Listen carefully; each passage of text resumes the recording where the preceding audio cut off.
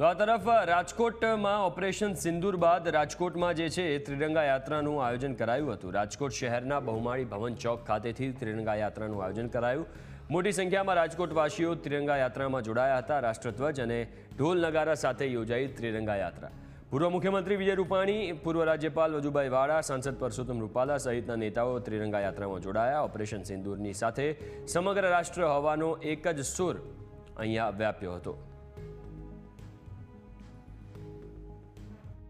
રાજકોટમાં તિરંગા યાત્રાની શરૂઆત થઈ ચૂકી છે। ઓપરેશન સિંદૂર બાદ સમગ્ર દેશવાસીઓમાં જે રાષ્ટ્રપ્રેમ જાગ્યો છે એ રાષ્ટ્રપ્રેમમાં અત્યારે સમગ્ર દેશ અત્યારે જોડાયો છે। ત્યારે વિજયભાઈ રૂપાણી સહિતના તમામ અગ્રણીઓ અત્યારે આ યાત્રામાં જોડાયા છે। વિજયભાઈ, ઓપરેશન સિંદૂર બાદ સમગ્ર દેશ અત્યારે પ્રધાનમંત્રી સાથે છે અને તમે પણ આ યાત્રામાં જોડાયા, શું કહેશો આજની યાત્રા વિશે?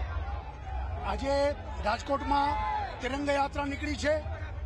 સમગ્ર દેશ નરેન્દ્રભાઈના નેતૃત્વમાં જે ઓપરેશન સિંદૂર થયું અને સેનાએ જે પરાક્રમ દેખાડ્યું એની સાથે છે।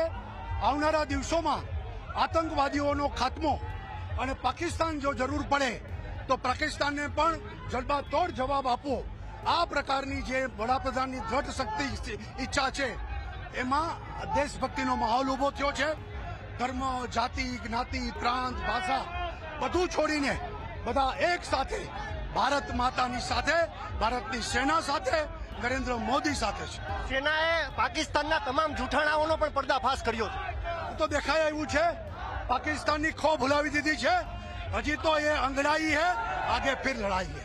આ હતા વિજયભાઈ રૂપાણી સહિત અનેક નેતાઓ અત્યારે આ રેલીમાં જોડાયા છે। સાથે રાજકોટની જનતા પણ મોટા પ્રમાણમાં અત્યારે અહીં જોડાય છે અને સાથે એક દેશભક્તિમાં રંગે રંગાઈ છે।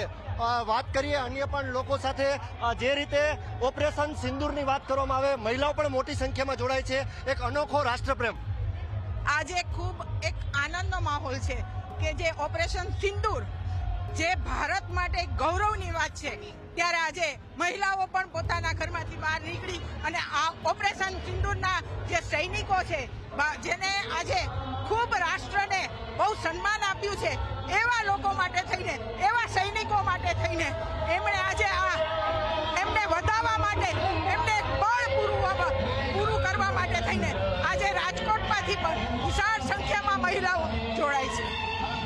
પાકિસ્તાનના 50થી વધુ આતંકીઓને ભારતીય સેનાએ માર્યા છે। ત્યારે આ રાજકોટની તિરંગા યાત્રાના જે તમે દ્રશ્ય જોઈ રહ્યા છો, રાજકોટના બહુમાળી ભવન ચોક એટલે કે સરદાર પટેલની પ્રતિમાથી અત્યારે જે રેસકોર્સ રિંગ રોડ પરથી આ યાત્રા નીકળી છે। આપણી સાથે વકફ બોર્ડના ડિરેક્ટર આસિફ સલોત જોડાયા છે। આસિફભાઈ, આપ પણ યાત્રામાં જોડાયા છો, શું કહેશો? જે રીતે પાકિસ્તાનમાં 50થી વધુ આતંકીઓને માર્યા છે સેનાએ, એ સિંદૂર ઓપરેશન કર્યું હતું મોદી સાહેબે, આપણી સરકારે, કે જે આતંકવાદીઓના કેમ્પોનો ખાત્મો કર્યો, કે જે એની ઓકાત હતી એને એ બતાવી કે હિન્દુસ્તાનની અંદર પગ મેંક્યો તો આજ તમારો અસલ ને જે ભાષા સમજતા હતા એ જ ભાષામાં આપણે એમને જવાબ દીધો કે નાબૂદ કરી દીધું।